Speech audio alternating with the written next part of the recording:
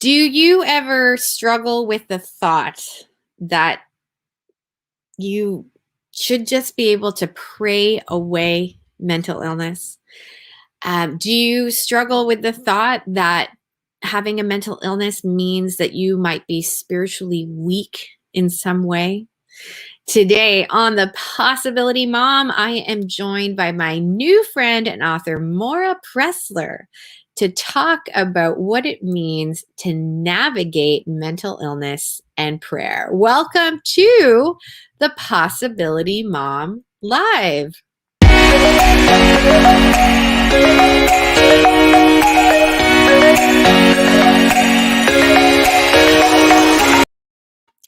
I am literally sliding into this chair. Like when I say literally, I mean it has been it has been a day where I have been in incredible conversations with some incredible women for my upcoming Possibility Mom Business Summit. Now listen, I know this might sound a little bit like a hyperbole or whatever you want to call it, or like a little bit extra, but I really believe that my upcoming business summit, which you can grab your completely free ticket for, it is completely free. Visit www.thepossibilitymomconference.com. Grab your free ticket. I really believe it has the potential to change a lot of lives. And let me tell you why. What I'm tackling in this summit is stuff that I struggled with for years. It's stuff that I see my clients struggle with. It's the kind of stuff that I just don't think there's a formal spot to talk about yet.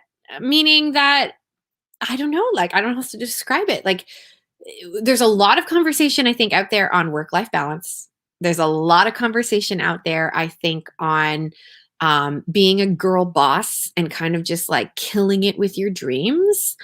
And then, of course, I think there's a lot of conversation out there around what it looks like to build an incredible home, an incredible family culture, what it means to the value in staying home and staying happy. I remember that was a book that I read at the beginning of my motherhood career, Stay Home, Stay Happy by Rachel Campos Duffy.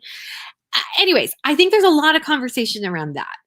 But there's not as much conversation formally, I want to say, in long form content around, well, what happens when you feel called to do something alongside of mothering, wifing, and homemaking?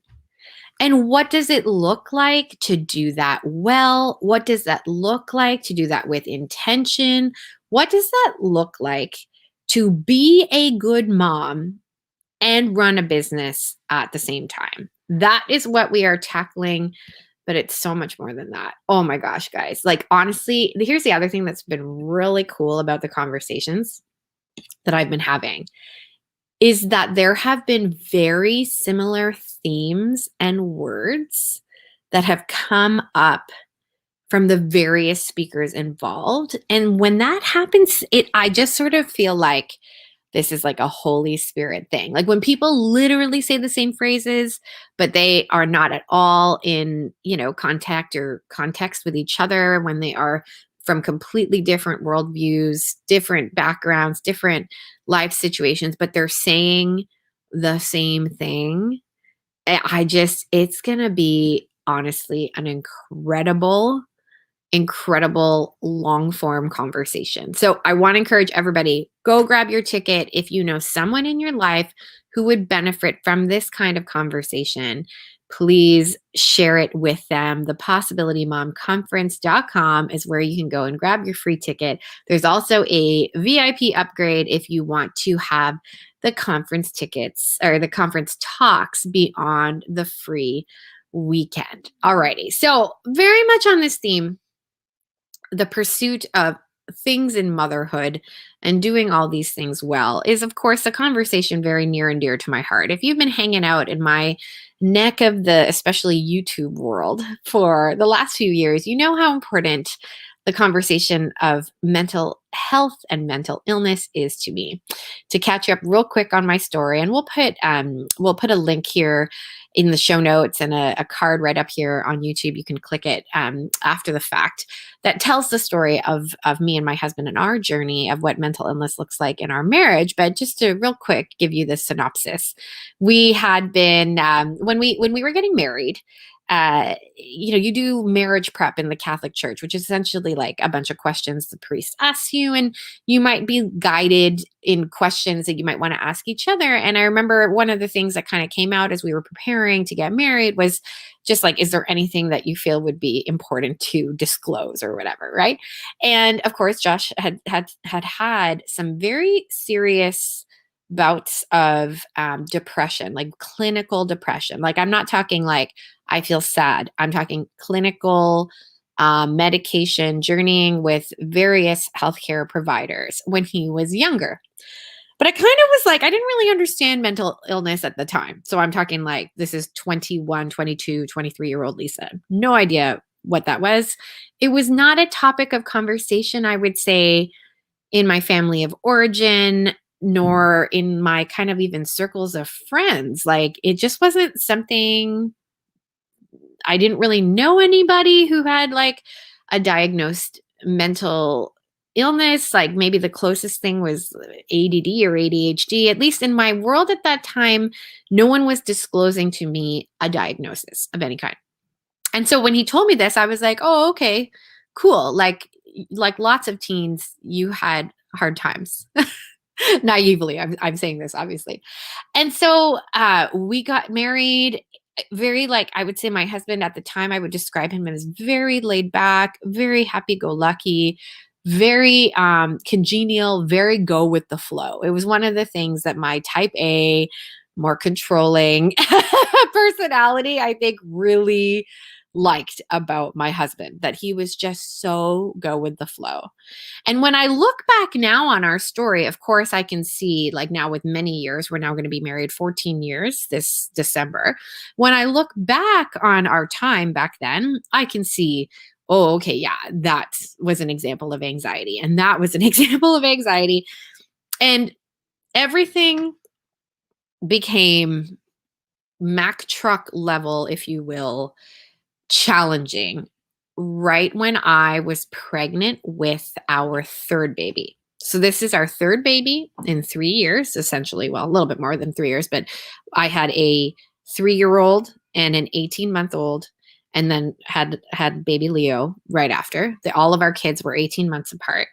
We were at the time both building our businesses. So this is or our careers. This is pre my minivan meltdown that I share in my book. This is pre that time. So I was hustling. Like, we were at this time ships passing in the night. He was working full time in a job. I was building an interior design and television career. At that time, all of my self-worth was wrapped up in what I did for work 100%. And so it meant that I would say, like, honestly, the majority of my time, my effort, my energy was being spent investing in this career with no knowledge of it, meaning, like, I was not aware that this is what was going on. And my husband started to display activities and behavior that just were not himself. He couldn't get out of bed. He was very, very, like, no motivation to do things. There was a myriad of symptoms. And finally he was like, I think I might be in a depressive state again. He obviously had enough awareness and experience with it. And so obviously he reached out to his psychologist, psychotherapist. I can't remember exactly which one he reached out to first. And then the diagnosis was confirmed. And then there was a myriad of things that we had to do afterward. So depression, like, he was out for the count. When I say out for the count, I mean, like, he was unable, like, literally unable to get out of bed. The things that normally brought him joy and pleasure were not bringing him joy and pleasure. I remember thinking, like, there is nothing I can do. Like, we did so many things, thinking, me naively, not understanding mental illness, not understanding anything of the landscape, I just remember being like, okay, we just need to take a vacation. Okay, we need to reduce the stress. I need to work less. Okay, I need to like hire more babysitting so the house is more quiet. And I just would continue. We need to change our diet. We need to like take more naps. Like I just remember it was like this long, long, long list of things that I thought we could do to somehow fix mental illness. And what it took me years to understand, I'm talking years, guys, is that you can't just fix mental illness away. And why I'm so excited to bring on my very special guest today is because you also can't just pray mental illness away. This is something that my beautiful guest cares a lot about and has written a lot about. And I think that this is a topic that is a necessary one to talk about, and it's something my husband has spoken very publicly about as well, and one that I think, similar to what I was talking about before, about the space for this kind of conversation about integrating motherhood and a business. I think this is a very important conversation to have, that when you have a diagnosed mental illness, it is not a sign you are spiritually weak or not worthy or any other kind of thing. If you feel like you can't just, it's not like you can't just pray it away. It's so much more complex than that. It's so much more um, uh, like intricate and deep than that. And so I'm just so excited to bring on to the Possibility Mom my new friend, the beautiful Maura Preszler. Welcome. Hi, Lisa. And you are joined by a very special guest. Who is this? Yeah, this is little Luke. Oh my gosh, Luke. Hello. Welcome to the Possibility Mom Live, Luke. And welcome to the show, Maura. So listen, for anyone who might not be familiar with you and your story, just share with us a little bit about who you are. Yeah, so just my state of life right now. I'm 35. I'm married to my wonderful, incredible, caring husband, Michael, who is a contractor. He builds $1 million homes here in Denver. We live in Denver, Colorado. We were living in San Diego, California. We moved here 2 years ago. We just bought our first home a year ago. We have 3 little boys, Pio, Noah, and Luke. I just got my first book published, Choosing to See Beauty. Let me look at that. Just a little bit of background history. I grew up in northern New Jersey. I'm the 4th of 7 children. We grew up in what was considered, a very Catholic family, but unfortunately there was a lot of secrets kept in our home. Our home was very filled with domestic violence and a lot of dysfunction. And the environment in which I was raised, obviously there was a tremendous amount of trauma. But it gave me the sense of my self-worth was wrapped up in what I accomplished and what I considered to be beautiful. And I learned to keep a lot of secrets, and I developed a very serious eating disorder. I was very anorexic in high school and was binge eating in college, and just really my worth was wrapped up in my accomplishments as a runner. I ran Division I cross country in college. And it wasn't until I went to the streets of Calcutta, India, where I learned about God the Father's love, and I worked a summer with the 6 weeks with the Missionaries of Charity, the order started by Blessed Mother Teresa, same Mother Teresa. I worked at Kaligat, Mother Teresa's Home for the Dying, and it was there that I really met God, in these dying patients, which we were called to take care of every day. And after college, I went to the Institute of the Psychological Sciences in Arlington, Virginia, and I had a full psych evaluation. While I had found God, there was so much that was missing. I had experienced so much trauma as a young child. I still, there's just so many ramifications from that.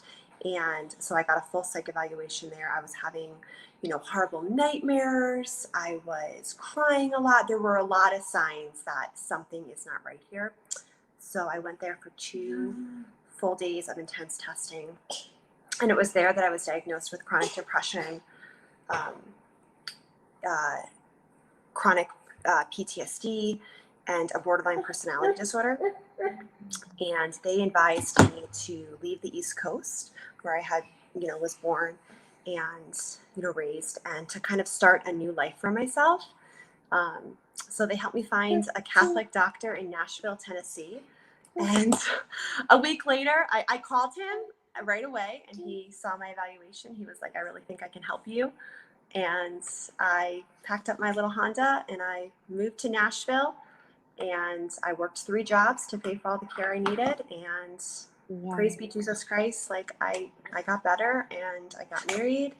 I have 3 little boys. Just got my first book published. I am so blessed, so grateful for what God has done for me. Like, it gives me goosebumps even to this day. I'm so thankful, but it would not have been possible without incredible mental health care professionals. Wow. Okay. I So, love the topic.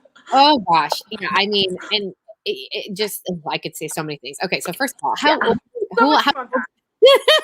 how old were you when you made this very courageous move to Nashville? I was 23. Oh, wow. And I imagine it was probably like one that required some courage. Like I'm curious, like did your parents have something to say about this? Did lots of people question what was going on in you? Yeah, so I was like I said, I'm the fourth of 7 children. So I was the first one to kind of come out, if you will, and say, like, what happened in our family was not right. Um, we should not be keeping this a secret. We need to be talking about this. So I was essentially disowned. Um, my sister supported me very well, um, but my parents, yeah, they did not speak with me. Um, did not support any decisions that I made. And yeah, I was terrified to move. But what I really wanted, I wanted a better life. And I think that was like my drive and motivation, even though I was so terrified. I just knew I didn't want to end up like my parents. Like, I wanted to be in a loving marriage and I wanted to be a mom. And I knew that I didn't have the tools to do that. And I needed Mm. someone to help. This notion of wanting a better life, I think is one that a lot of people experience, obviously. And it's a big theme in the work that I do, where people come to me for some kind of guidance.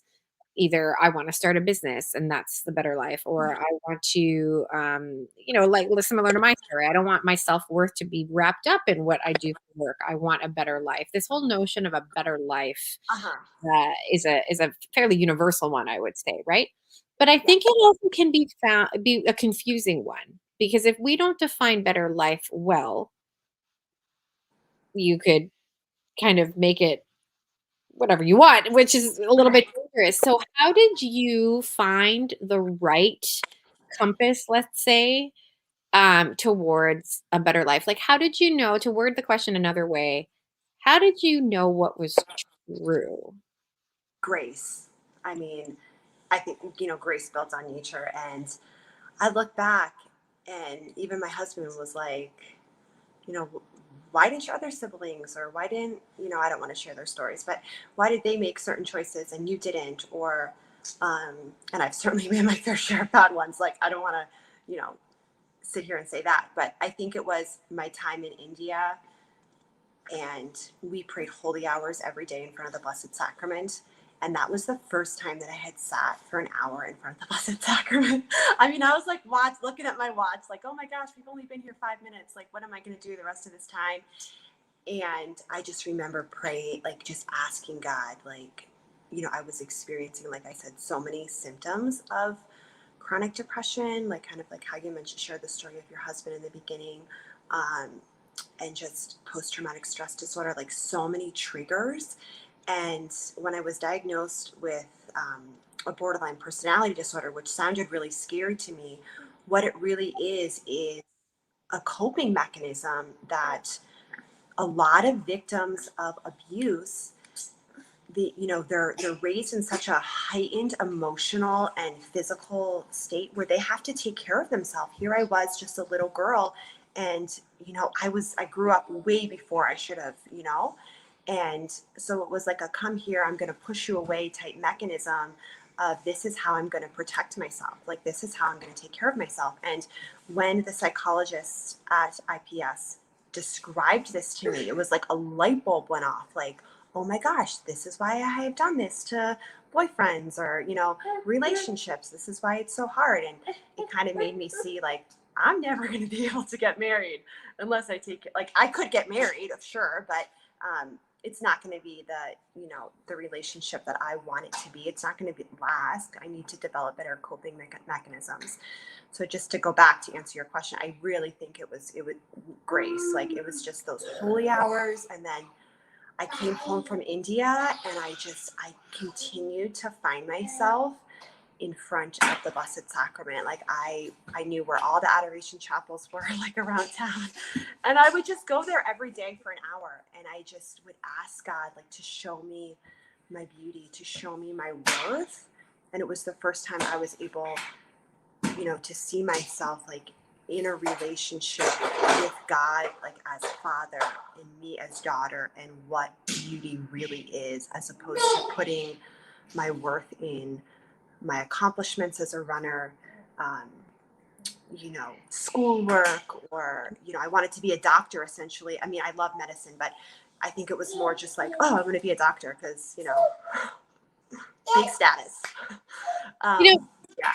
the danger I find in not knowing our identity, right? Or not knowing truly like where this like truth comes from, is what you're describing, is that and this is what I see in coaching and what I've seen in myself. Yeah. Is Sure. you can learn any skill, truly. I could teach you time management as a mom of 8. I could teach you how to run a business. And this is what I was finding. I was noticing this in my clients. I was showing them all the steps. But if we don't solve for X, so to speak, like on the before the skills, like if we don't really have a healing around who are we, whose are we, no amount of skill training will make it possible for you to get this freedom or this better life. Because, like, for example, if we don't heal, what you're describing, you could have just found that self-worth in something else. Maybe it wasn't running. It would have been like how your home looked or how your, it kind of just goes into something. Yeah. It has to be healed. Like we have to heal that stuff first. And as someone who supports someone with a diagnosed mental illness, this was the part I didn't understand.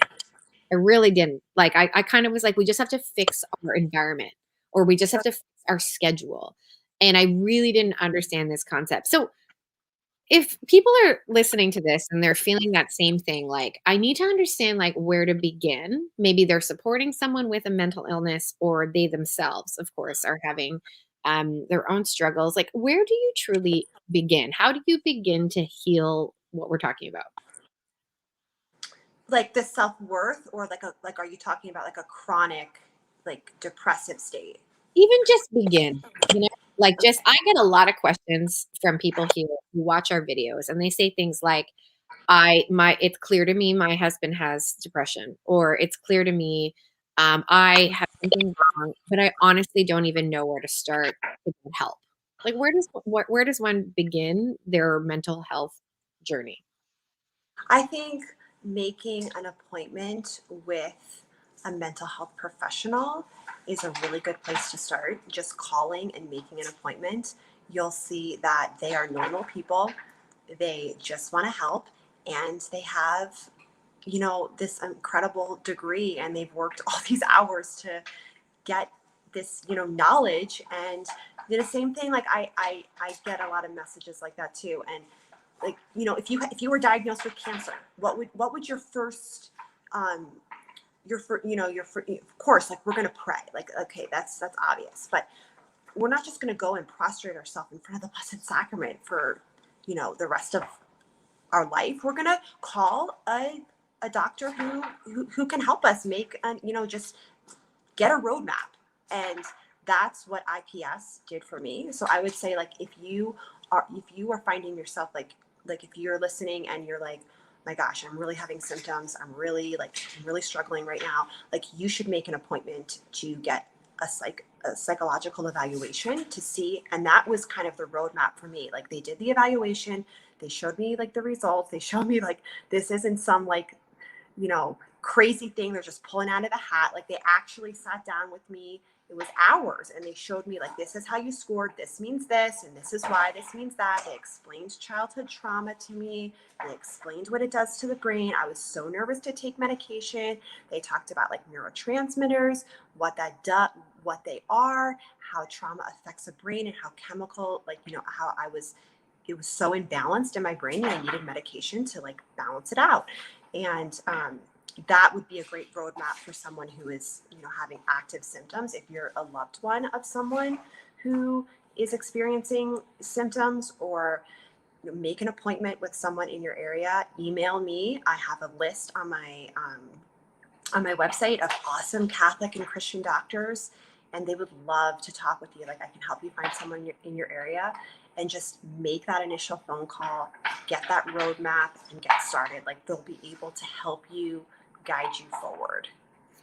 Let's get right into this topic that we kind of opened the show with, which is, are you somehow spiritually weak if you have a mental illness? Or can't you just pray it away? Why do you think this is a thought that exists and we're talking right now in Catholic circles, and I'm sure it exists in Christian Okay. circles as well. Why do you think this exists currently? I think there's such a stigma around mental health. Like, when I started my journey, um, 10 years ago, I mean, it's definitely gotten better in like the 10 years since like I've started, but oh my gosh, it's just, you're considered weak or not strong enough, or you don't pray enough. And people want to be seen like in this whole beautiful package, kind of like how we want like our homes, like as moms and wives, to be like all put together and all like Joanna Gaines, like, show me your best self, like on Instagram. And it's like, that's not life. That's just not reality. Um, and we want to be seen as like this, we have it all together. And I think showing that you have depression, or that you struggle with anxiety, or that you go to therapy, that you take medication, you're seen as lesser and not good enough. um, and we live in such a saturated society where we want to be like enough, and that's just not enough. I mean, if we look at, even Saint Therese, so many lives of the saints. She struggled with depression. Her dad, I believe, struggled really greatly with depression. Um, there's so many saints that, have struggled. And honestly, like, I think people now, like, especially like after the pandemic, and well, we're still going through it, but people crave like authenticity. They want real. Like, whenever I post something that's like real, it's just like, you can see the response from people, and it hits a nerve with them, where they want to talk about like these hard subjects. And yeah, that's why I do what I do, because I think it's so important. And you're not less than, Saint Therese, a doctor of the church, little Saint Therese, who's 24. She had a mental illness. Like, how much more clear do we need to make it here? Like, she's, in heaven with Jesus right now, and going to be for all eternity. Like, if she can, humble herself. Like, I think we look at it like, the road to sanctity is humility, and embracing our cross, carrying our cross. And how are we going to do that? Like, are we going to be ashamed of it, or are we going to just pick it up and push forward? And I think that was a huge part of my story. I mean, I'll be honest, like, writing my book, like, sharing all those, intimate details in that was not easy. But I believe it was when I embraced my story, when I embraced, this was my life, and I need to be real about it. And there's so much freedom in that. And I think if you're listening and you're struggling right now, when we actually embrace that part of ourselves that we don't want to talk about, you're going to find freedom and healing. Yeah, I can't remember. I mean, Brené Brown talks so much about this, right? And I can't remember the exact quote, but she's often talking about how shame can't exist when we bring whatever it is that we're thinking about into the light. Like, it's just not possible. Like, we just, Yeah. and that's just, it's such a gift to do that. And I really want to thank you for writing this book. So tell us about the book. And I'm curious a little bit, like, why was this the right time, and how did that journey look for you?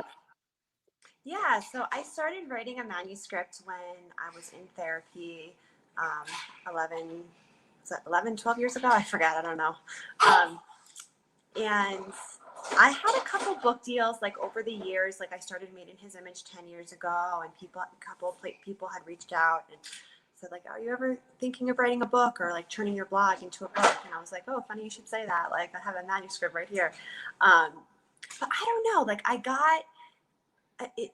I it's all a grace. Like I had like the contract. It was on my desk a couple times, and I just couldn't sign it. Like, and it wasn't like a money thing, or it was just, I don't know. It just didn't seem right. And then 2 years ago, um, well, when I found out I was pregnant with our son Luke, I just like turned to my husband. I was like, I just have to like do my book. Like, I just got to finish it and get it out there. Like, I really feel called to do this. Yeah. And then, yeah, it was right the day that I found that I was pregnant with him. And I look at like my little boys, and they are so innocent and they are so pure. And they remind me that there's so much goodness and beauty in the world. And my story, like to see beauty in suffering, was kind of like the theme of my journey in therapy. Mm. And I want them to I want them to know like what a strong woman is. And I want them to like, one day read my book and, you know, see like, mom, like I pray like to God, like I'm certainly no saint. Please, but I want them to one day be like, mom tried to carry like her cross with love. And I want to set an example to them, like I want to be like that witness to them. And, as parents, we're supposed to model, what we want like our children, to emulate. And, um, yeah, so like I reached out to, it was funny just how God like brought it together. And I reached out to Dr. Greg Pataro of the Catholic Mindfulness. He is the Catholic Psych Institute. They just do amazing work. And I had reached out to him. I was like, oh, he'll probably never respond.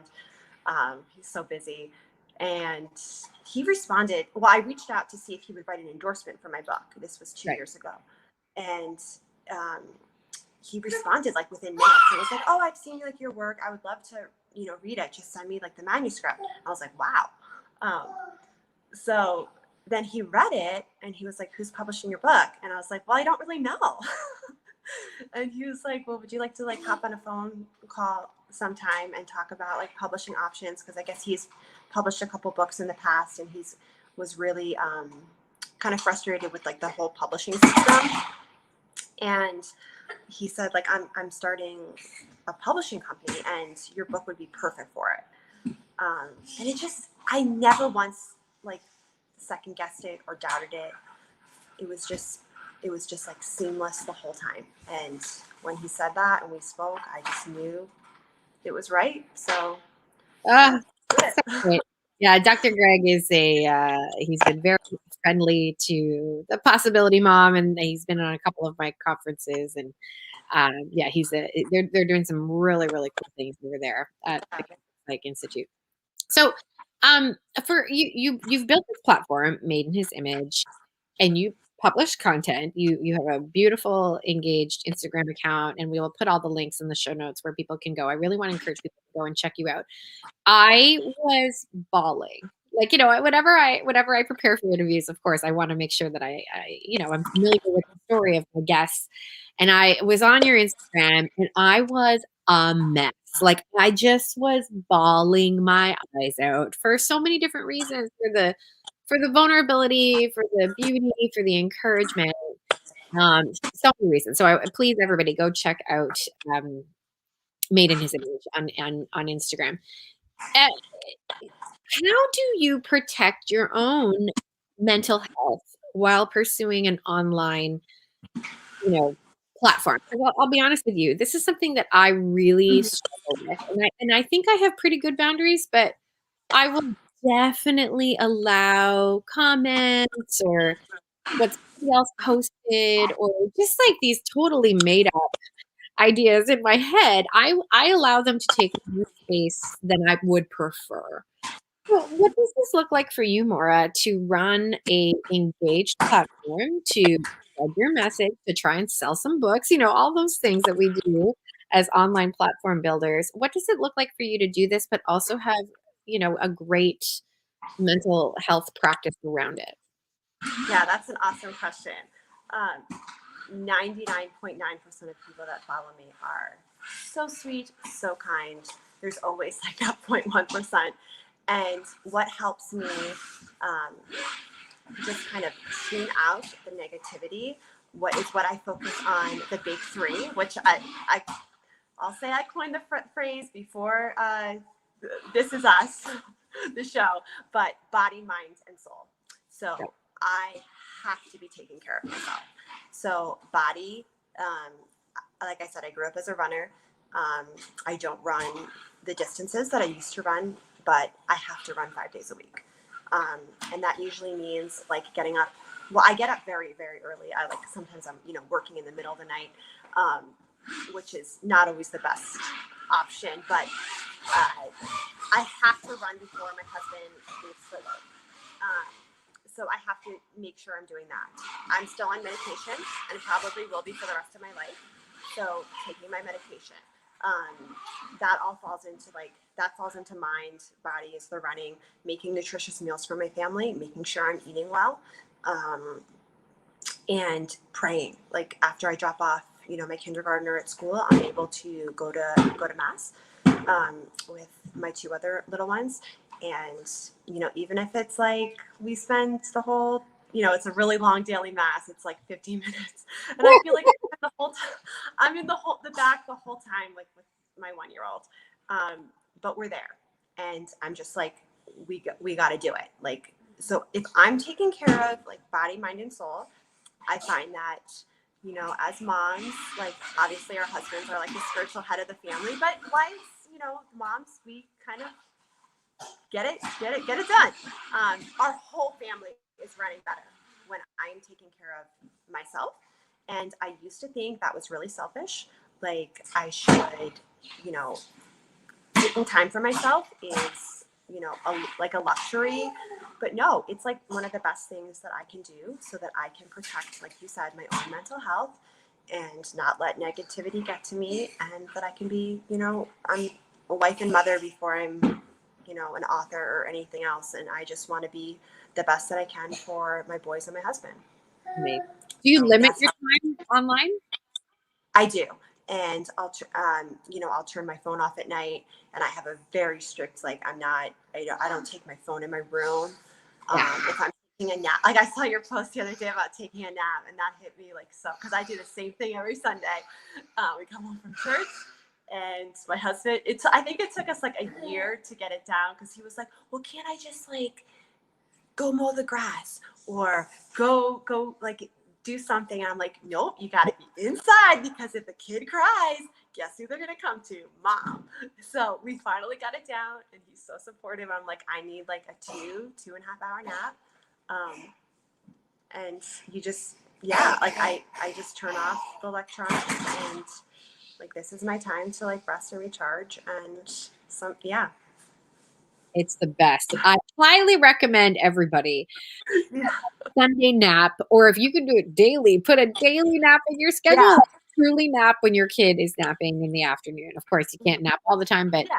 anyway, Maura, I am grateful for the introduction to you. I'm grateful that you are doing what you are doing, and I cannot wait for the entire world to read your book. So again, I really want to recommend everybody go grab a copy. You can grab it on Amazon or wherever you like to buy books. It is an incredibly courageous story, and we are all blessed for it. Thank you so much for spending Thanks for having me, Lisa. I me really appreciate today. Absolutely. Until next time.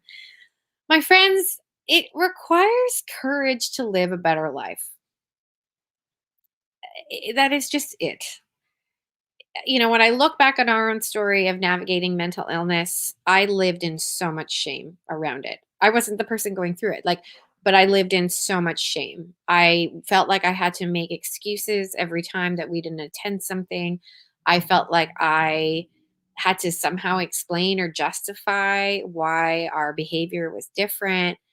And it took a while, but as we spoke about in this interview, the freedom that you get when it is no longer something to be shameful of is immense. And this does require courage. And if you don't feel like you have it right now, that's okay. I want to encourage you that you can pray for it. For those of you who are like me and lean on God and understand that there is a human limitation that we have here on earth, I just really want to encourage you. You can pray for that right here, right now, wherever you are listening to this podcast. You can pray for the courage to live a better life. I mean, honestly, when I reflect on, I've been doing a lot of reflecting on why I do what I'm doing. Um, it's kind of a what's the word? What's the word I want to look for? It's like a workplace occupational hazard, if you will, because I'm helping people understand that in themselves and reflect on themselves. I can't help but obviously do it a little bit myself, right? And it's just such an important thing for us to be able to do, to be able to reflect, to be able to have the courage to say, I need to change, to be able to simply be um, just cognizant and aware of what is happening in our lives and not shove it, like just not put it down, not just anything. It's so important.